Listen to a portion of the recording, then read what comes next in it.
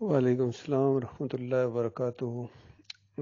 جمعے کے بعد ساتھی دعوت اللہ کے لیے ضرور نکلیں، خاص کر وہاں جو لٹریچر آپ کے پاس موجود ہے وہ تقسیم کریں اور اللہ کے دین کو پھیلانے کے لیے آگے بڑھیں۔ یہ پچھلی اتوار کو جو ایک پروگرام ہوا تھا اس میں بھی شروع میں زور دیا گیا تھا کہ دعوت اللہ کا پروگرام ہوگا۔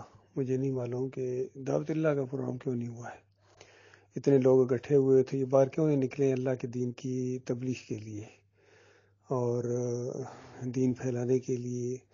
ان کو باہر نکلنا چاہیے تھا، جتنے بھی لوگ تھے ماشاءاللہ۔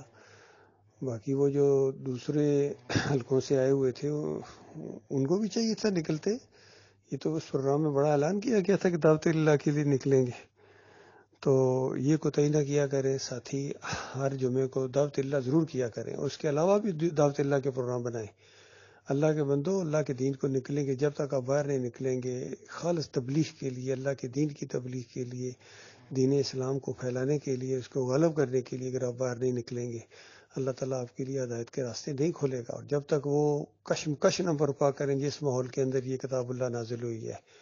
دیکھیے نبی علیہ السلام کس طرح اکیلے کھڑے ہو جاتے تھے، اس کے بعد دوسرے ساتھی آہستہ آہستہ بندے چلے گئے، اس طرح معاملہ ہوا۔ اور اس دور میں بھی ڈاکٹر مسعود الدین عثمانی رحمۃ اللہ علیہ اکیلے کھڑے ہوتے تھے اور دعوت دیے، پھر لوگوں کی کان کھڑے ہوئے ہیں۔ یہ مت انتظار کریں کہ آپ اتنی آیتیں یاد کر لیں گے تو پھر میں دعوت اللہ کا پروگرام کروں گا، یا کوئی اور ساتھی آ جائیں گے تو پھر ہم کریں گے۔ یہ نہ ہر ساتھی یہی سمجھے کہ میں نے اکیلے بھی کرنی ہے اور کلمے کا مطلب بتانا، بس یہی دعوت اللہ ہے۔ کلمے کا مطلب بھی آپ نہیں بتا سکتے ہیں چوک میں کھڑے ہو کے کہ لوگوں یہ جو ہم نے کلمہ پڑھا ہے، یہ جو ہم مسلمان ہیں، یہ اس کلمے کی وجہ سے بندہ مسلمان ہوتا ہے، اس کا یہ مطلب ہے کہ اللہ کے علاوہ کوئی معبود نہیں، اللہ کے علاوہ کوئی پکارنے کے لائق نہیں، کوئی عالم الغیب نہیں، کوئی نفع نقصان کے مالک نہیں، کوئی واسطے وسیلے کے لائق نہیں، کوئی رکوع اور سجدے کے لائق نہیں، صرف ایک اللہ ہے۔ اور سارے شرک کا رد کریں جو بھی راج الوقت شرک ہے۔ اور خاص کر لاہور میں چونکہ یہ پروگرام ہے، تو لاہور میں تو بس اتنی بات ہی کہنا آپ کا کافی ہوگا کہ یہ جو لوگ باٹی میں جاتے ہیں اور کہتے ہیں کہ یہ داتا صاحب ہیں، داتا صاحب ہیں، یہ کچھ بھی نہیں کر سکتے، یہ مردہ ہیں، ان کے اندر زندگی کی رمق تک باقی نہیں ہے۔ اور ان کو پکارنا ہے، وہاں دیگیں چڑھانا، وہاں چادریں چڑھانا، عرس اور میلے کرنا، یہ گمراہی کی انتہا ہے۔ اور جو اس طرح شرک کرتے کرتے مر گیا وہ جہنم کی آگ میں جائے گا۔ ایسے لوگوں کے لیے اللہ تعالیٰ نے جہنم کی آگ تیار کر کے رکھی ہوئی ہے، اور جو اس شرک سے سچی طرح توبہ کرے گا ایسے لوگوں کو کے لیے اللہ تعالیٰ نے جنت بنا کے رکھی ہوئی ہے۔ اور پھر اور دوسرے شرک کا بھی رد کیا جائے کہ جس طرح علی جوہری یہ کچھ نہیں کر سکتے ہیں قبر والا، اسی طرح محی الدین چشتی بھی کچھ نہیں کر سکتے ہیں، اور علی کیا نام ہے عبد القادر جیلانی بھی کچھ نہیں کر سکتا۔ یہ سارے شرک اور کفر کے اڈے ہیں۔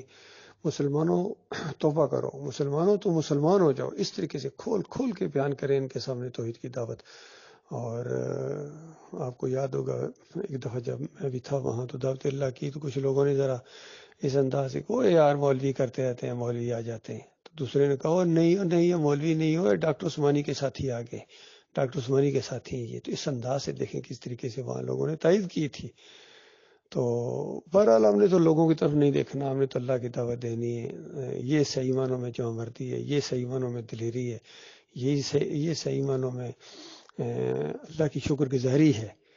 اور یہ نہ ہو کہ بس اپیلیں کرنی پڑیں، جمعہ پڑھنے کے لیے بھی اپیلیں کرنی پڑیں کہ جس طرح جانتے ہو آ جاؤ۔ اگر اس طرح کا انداز ہے تو اللہ کو تمہاری کچھ بھی نہیں پڑی ہوئی ہے۔